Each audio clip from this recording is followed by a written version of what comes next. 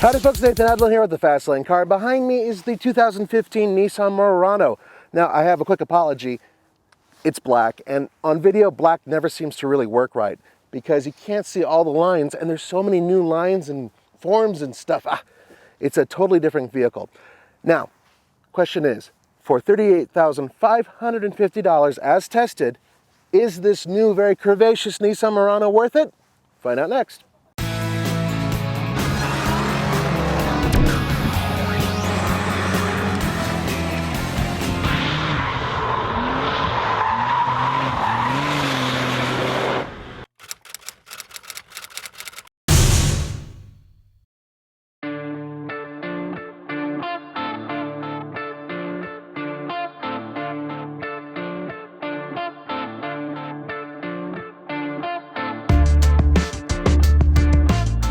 Nissan has always built a good V6, and this is no exception. This is a 3.5 liter V6 that puts out 260 horsepower and 240 pound-feet of torque.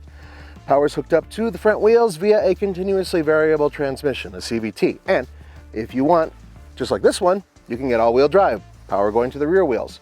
Now, despite the fact that it's really good power and it moves nice, it does get mediocre gas mileage. 21 miles per gallon city, but 28 miles per gallon highway, which is actually pretty impressive.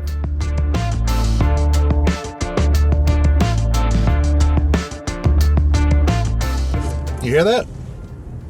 Not much to hear. I'm going back and forth from a gravel snow-covered road to regular tarmac. Noise is well muted. You know, I never thought of the Nissan Murano as a luxury vehicle. I always thought of it as just a slightly more expensive, larger Rogue. But now, with this new interior, yeah, it's kind of luxurious. And the ride is so smooth and the seats are so comfortable. Really, truly impressed with that.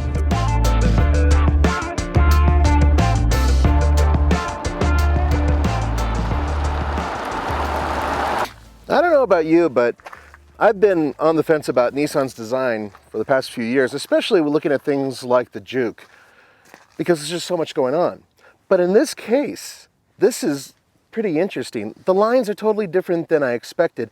On paper, it didn't look as good, or on a video screen. But in front of me, it's just got so much going on. I mean, look at this line here, up and over. It's an awesome shoulder. Yes, it's a little bulbous. The front end is way over exaggerated, and so is the rear, but they balance each other out, and it definitely has, like, I wouldn't say no. You know what it has? I figured it out. It has a little bit of curb appeal.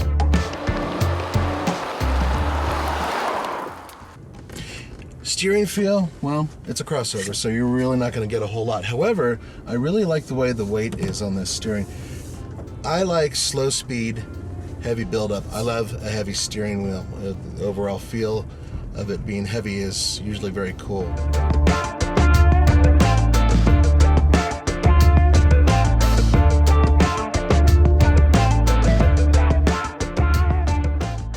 Now, one of the things the older Muranos had an issue with was cargo space, and that's because of the way they were shaped, but not so much with this one. Let me show you why.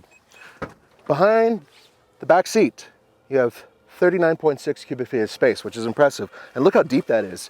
Also, when you fold down the seats, and they do fold fairly flat, then you get yourself a total of 69.9 cubic feet of space. Say it with me, 69.9. That's a lot of space.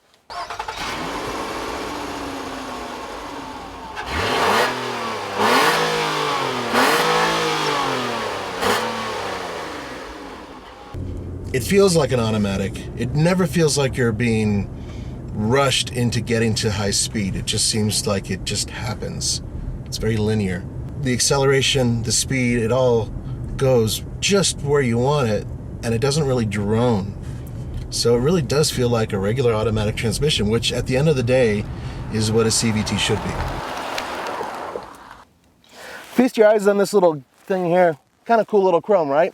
Problem is underneath it, that chunk of plastic that's used for aerodynamics makes for a very, very low vehicle, which means no off-roading.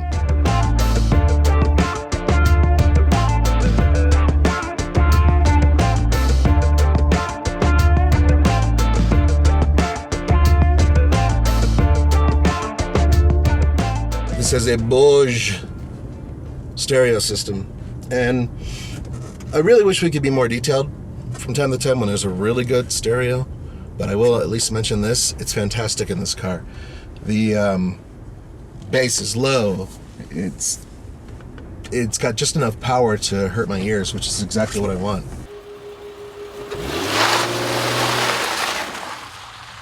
More importantly to me is the around view monitor. It is fantastic, and it's something that Nissan came up with. And basically what it does is it takes your vehicle and gives you a real-time bird's eye view of what you're doing while you're parking.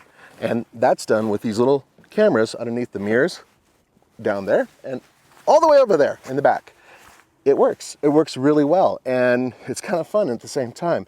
And now people are starting to copy it, including BMW.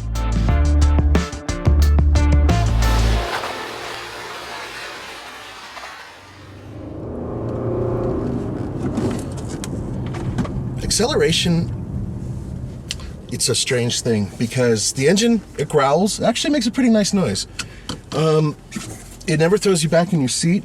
However, I've been flying past people on various on-ramps left and right. So the engine is just right, and it seems like its sweet spot's right around 3,000 RPM. Wow, Nissan's really improved their interiors. And I want to start in the back because this is the most comfortable place in the car. Flat floor, tons of legroom. This seat is all the way back, and it's tall enough and long enough for someone like Andre who has freakishly long legs. And at the same time, look at it. I mean, I've got tons of space.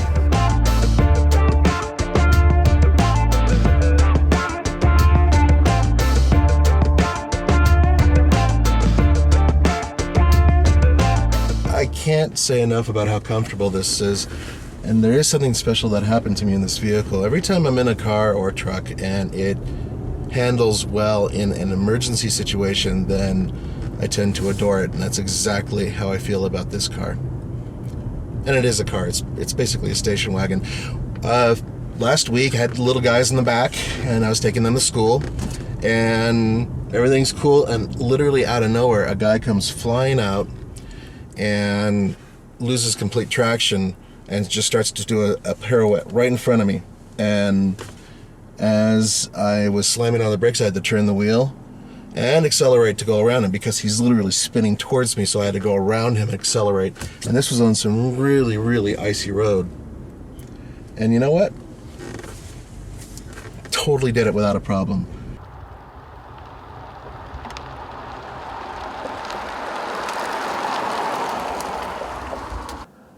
In terms of overall build quality, things have really improved. In terms of design, it's improved.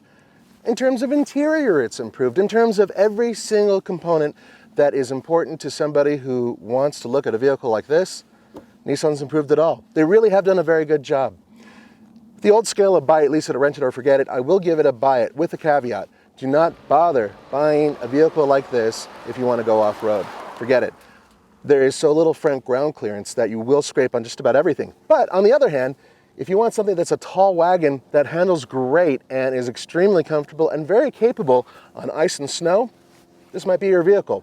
For the Fast Lane Car, this is Nathan Adlin. Don't forget to go to tflcar.com for news, views, and real-world reviews. Auf Wiedersehen.